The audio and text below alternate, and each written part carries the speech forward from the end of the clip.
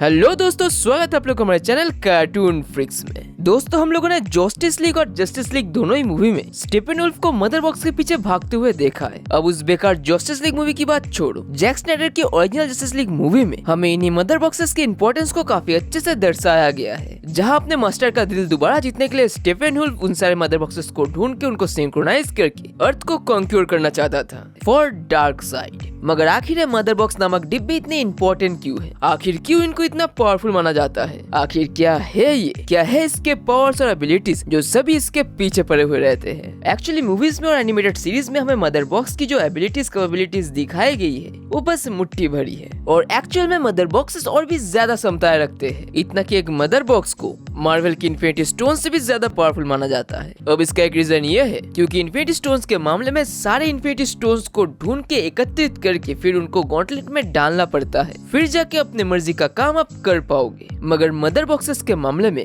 बस एक ही mother box enough powerful है अपने कामों को हासिल करने के लिए। हाँ, मुझे पता है कि मूवी में 3 मदर बॉक्सेस को ढूंढ के सिंक्रोनाइज करके फिर काम को हासिल करते हुए दिखाया गया था, पता है, मैं अंधा नहीं हूँ। मगर मूवी की वो बात अलग है। एक्चुअली डीसी यूनिवर्स में एक मदर बॉक्स इतना ज्यादा ओवरपावर्ड है कि कभी कभी डीसी भी खुद कंफ्यूज हो जाते हैं इनके पावर्स को लेके। ऊपर से इन्फिनिटी स्टोन्स बस अपने यूनिवर्स में काम कर सकते हैं, दूसरे किसी यूनिवर्स पे नहीं। मगर मदर बॉक्स हर यूनिवर्स में काम कर सकते हैं। इतना कि डीसी के इन डिब्बों ने तो मार्वल के यूनिवर्स में भी अपना जलवा दिखा चुके हैं। जब डीसी मार्वल क्रॉसओवर में आयरन मैन ने मदर बॉक्स का इस्तेमाल किया था, तो शुरू में कुछ बेसिक बातें। मदर बॉक्स बेसिकली बहुत ही ज्यादा एडवांस लिविंग कंप्यूटर्स है, और लिविंग से आप लोगों को समझ में आ ही गया होगा कि ये कोई बेजान चीज नहीं है। ये मदर बॉक्सेस लिटरली अपने मालिक से टेलीपैथिकली बात कर सकते हैं, और इनके अंदर उनकी खुद की सोच भी है, और इतना कि इनके अंदर अपने खुद के इमोशंस भी है। और उनके अंदर इमोशंस इतनी ज्यादा है कि बहुत सालों तक उनके साथ बहुत अच्छे से रहने के बाद ये मदर बॉक्सेस अपने मालिक के साथ एक इमोशनल कनेक्शन क्रिएट कर लेते हैं। लिटरली अपने मालिक से प्यार कर बैठते हैं, और इतना प्यार कर बैठते हैं कि अपने मालिक के मर जाने पे एक मदर बॉक्स दुखी होकर अपने आप को एक्सप्लोड करके तबाह भी कर सकता है, और अपने मालिक को बचाने के लिए भी अपने आप को एक्सप्लोड कर सकता है। मदर बॉक्सेस को बेसिकली क्रिएट किया गया था न्यू जेनेसिस में, जो एपोकलिप्स की एक ओपोनेंट प्लेनेट है, जिसका लीडर हाई फेदर और ओरायन है। न्यू जेनेसिस के न्यू गॉड्स ने इन मदर बॉक्सेस को द सोर्स के इस्तेमाल से बनाया था। और जिन लोगों को नहीं पता, बता दूं, the source actually DC comics के यूनिवर्स का हर चीजों का सोर्स है, और यही से हर चीज और जीव को एनर्जी मिलती है, जो अपनी चारों तरफ सोर्स वॉल से प्रोटेक्टेड है, क्योंकि अगर सोर्स खत्म हो जाए तो सब खत्म। और एपोकलिप्स और न्यू जेनेसिस जैसे 2 प्लेनेट के न्यू गॉड्स इतने ज्यादा पावरफुल इसीलिए है क्योंकि ये लोग द सोर्स के करीब रहते हैं, जिस कारण से इनको ज्यादा सोर्स से एनर्जी मिलती है,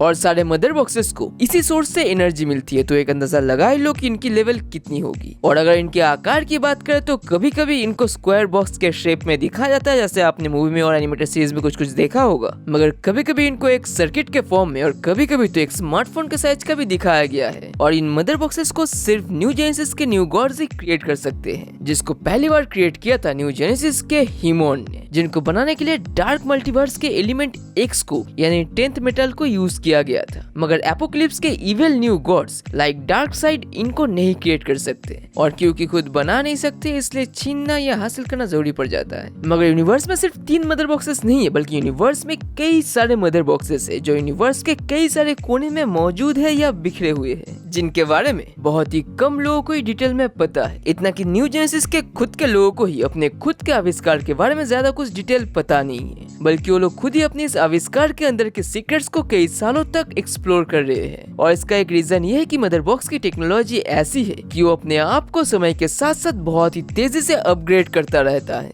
मदर बॉक्स के इस्तेमाल से कोई एक कैरेक्टर बूम ट्यूब खोल सकता है, जिसके जरिए वो यूनिवर्स के किसी भी कोने पे बस चुटकी भर में पहुंच सकता है। और साथ ही में इसके इस्तेमाल से एक यूनिवर्स से दूसरे यूनिवर्स में भी जाया जा सकता है, चाहे वो न्यू जेनेसिस हो, एपोकलिप्स हो या अर्थ हो। और ये ऑब्जेक्ट्स ग्रेविटी को भी मैनिपुलेट कर सकते हैं। एक मदर बॉक्स को बस कह के ही किसी भी अधमरे या मर रहे जीव को बचा के दोबारा स्वस्थ किया जा सकता है, इतना कि पहले से भी ज्यादा स्वस्थ और ताकतवर किया जा सकता है। और मदर बॉक्स किसी भी पिछड़े हुए बीइंग को इवॉल्व करके उनको एडवांस भी बना सकता है। मदर बॉक्स ओमनीसेंट है, वो आसपास की हर छोटी से छोटी हलचल को भी सेंस कर सकते हैं, और उनके पास न्यू गॉड्स की हर नॉलेज की जानकारी है, और वो उन नॉलेज को अपने यूजर को भी दे सकता है। मदर बॉक्स द सोर्स से मिली बेशुमार एनर्जी को अपने यूजर के अंदर ट्रांसफर भी कर सकता है, यानी वो यूजर मदर बॉक्स के जरिए द सोर्स के एनर्जी को लिटरली एक्सेस कर सकता है।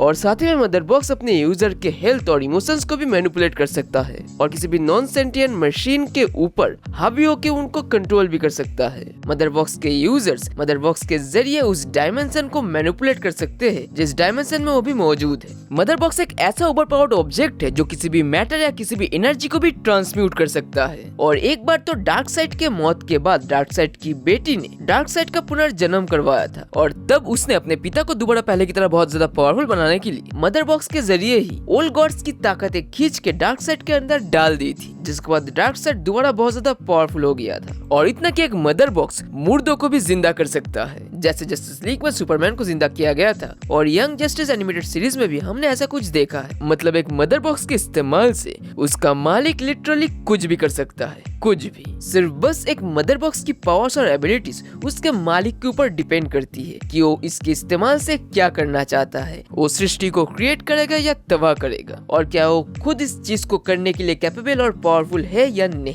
मतलब मदर बॉक्स की कैपेबिलिटी अपने यूजर या मास्टर के पावर के ऊपर भी थोड़ा सा डिपेंड करता है। अब क्योंकि मदर बॉक्स की पावर्स थोड़ी बहुत उसकी मालिक के ऊपर डिपेंड करता है और साथ ही में मदर बॉक्स अपनी एबिलिटीज को समय के साथ साथ काफी तेजी से इवॉल्व करता रहता है, इन्हीं कारणों की वजह से इस बात का अंदाजा लगाना नियर टू इम्पॉसिबल है कि मदर बॉक्स की पावर की लिमिट क्या है। कह सकते हो कि ये लिटरली इच्छाएं पूरी करने वाली चिराग की तरह है। मगर बात यह है कि चिराग की भी एक लिमिट होती है, मगर मदर बॉक्स की ठीक ठाक कोई लिमिट्स ही नहीं है। डीसी को खुद भी नहीं पता कि समय के साथ साथ उसने इस ऑब्जेक्ट को कितना ज्यादा ओवरपावर्ड कर दिया है और आखिर इसके ओवरपावर्ड पावर्स की एग्जैक्ट लिमिटेशंस क्या है। तो इस वीडियो से आप लोग को अंदाजा लग ही गया होगा कि एंटी लाइफ इक्वेशन के बाद अगर कोई एक ऐसी पावरफुल चीज है जिसके ऊपर डार्क साइड का नजर पड़ सकता है, वो है मदर बॉक्स। और क्योंकि इन सुपरली पावरफुल मशीन्स को या ऑब्जेक्ट्स को या फिर आर्टिफैक्ट्स को खुद एपोकलिप्स के न्यू गॉड्स नहीं बना सकते, इसीलिए डार्क साइड के लोग इसको कलेक्ट करने के पीछे पड़े रहते हैं। वैसे हम इंसान उतने ज्यादा पावरफुल नहीं है कि इस मदर बॉक्स के जरिए किसी भी यूनिवर्स को तबाह कर दे या किसी पूरे डायमेंशन को मैनिपुलेट कर ले। मगर फिर भी अगर आपके पास एक मदर बॉक्स होता तो आप क्या करते? कमेंट्स में जरूर बताइएगा। फिर मिलेंगे अगले वीडियो में एक और मजेदार कंटेंट के साथ, और तब तक के लिए स्टे ट्यून्ड, स्टे सेफ, अपना फैमिली का ख्याल रखिए और दूसरे को अच्छे कामों में मदद कीजिए, because you are a freaking superhero.